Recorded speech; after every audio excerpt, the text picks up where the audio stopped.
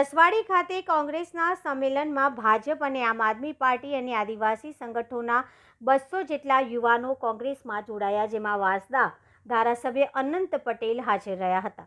તાલુકા પંચાયત અને જિલ્લા પંચાયતની ચૂંટણીઓની તૈયારીઓના ભાગરૂપે કોંગ્રેસ સક્રિય થઈ હડકંપ મચી ગયો છે। ભાજપનું વાવાઝોડું ચાલતું હોવા છતાંય ભાજપ છોડી કોંગ્રેસમાં જોડતા ભાજપ માટેના તાલુકા પંચાયત અને જિલ્લા પંચાયતની ચૂંટણીઓમાં કપડા ચઢાણ સાબિત થઈ શકે છે। નસવાડી તાલુકામાંથી આદિવાસી સમાજના યુવાનો અને આગેવાનો અને કોંગ્રેસ સમિતિના હોદ્દેદારોની મિટિંગ નસવાડી જૂથ ગ્રામ્ય પંચાયતના હોલમાં મળી હતી, જેમાં વાંસદાના ધારાસભ્ય અનંત પટેલે પણ આવ્યા હતા, જેમાં 100થી વધુ યુવાનો ભાજપ આમ આદમી પાર્ટી છોડીને કોંગ્રેસનો ખેસ પહેર્યો હતો, જ્યારે યુવાનોએ આગામી તાલુકા પંચાયત અને જિલ્લા પંચાયતમાં ભાજપ સામે લડવા માટે ખાતરી આપી હતી। જ્યારે જિલ્લા પંચાયત અને તાલુકા પંચાયતની ચૂંટણીઓની ગણતરીમાં મહિનાઓ બાકી રહેતા કોંગ્રેસ દ્વારા આદિવાસી વિસ્તારમાં ભાજપ સામે લડી શકે તેવા યુવાનોને આગળ કરી રહી છે અને ભાજપમાંથી યુવાનો કોંગ્રેસમાં જોડાતા ભાજપની છાવણીમાં હડકંપ મચી ગયો છે। આગામી દિવસોમાં હજુ પણ ગાબડું પડી શકે તેમ છે। આમ તો ભાજપનું વાવાઝોડું ચાલી રહ્યું છે।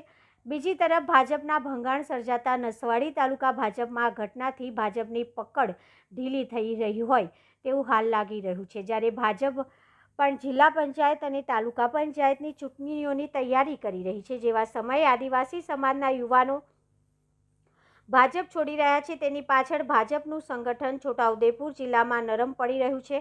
આની અસર જિલ્લા પંચાયત અને તાલુકા પંચાયતની ચૂંટણીમાં પડશે તેવું લાગી રહ્યું છે।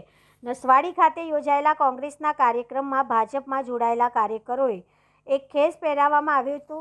તે ખેસ કોંગ્રેસને નવો લોન્ચ કર્યો છે અને તે ખેસ પહેરાવવામાં આવ્યો હતો અને નવા ખેસથી યુવાનોને કોંગ્રેસમાં જોડવામાં આવ્યા હતા। જય આદિવાસી, મારું નામ જીતેન્દ્રભાઈ ભીલ। હું ભાજપની અંદર કારોબારી સભ્ય તરીકે કામ કરતો હતો અને સક્રિય કાર્યકર્તા હતો અને અમને જે નાના કાર્યકર્તા છે એમને ઘેંટા બકરોની પેટ રાખે છે। એ લોકો કોઈ જાતનું કંઈ પૂછવામાં આવતું નથી અને અમારી વિરોધની અંદર જ બધું કાર્ય કરવામાં આવે છે। હવે ભાજપ છોડી અને કોંગ્રેસમાં જોઈન થયા છે।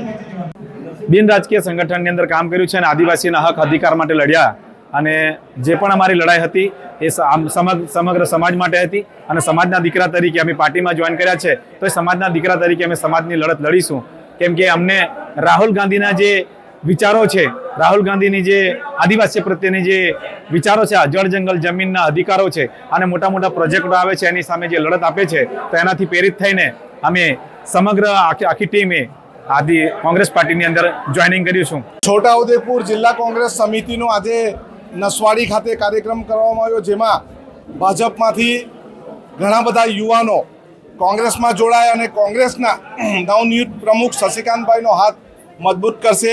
આવનારા સમયમાં આદિવાસી વિસ્તારની જળ જંગલ જમીનના પ્રશ્ન મુદ્દે કોંગ્રેસ સાથે આદિવાસી સમાજ કોંગ્રેસ સાથે રહીને લડશે। અહીંના વિસ્તારનો કદાચ આ નવો ખેસ છે, પરંતુ ખૂબ સારો છે। અહીંના આદિવાસી સમાજનો ખેસ હોય એવું લાગે છે।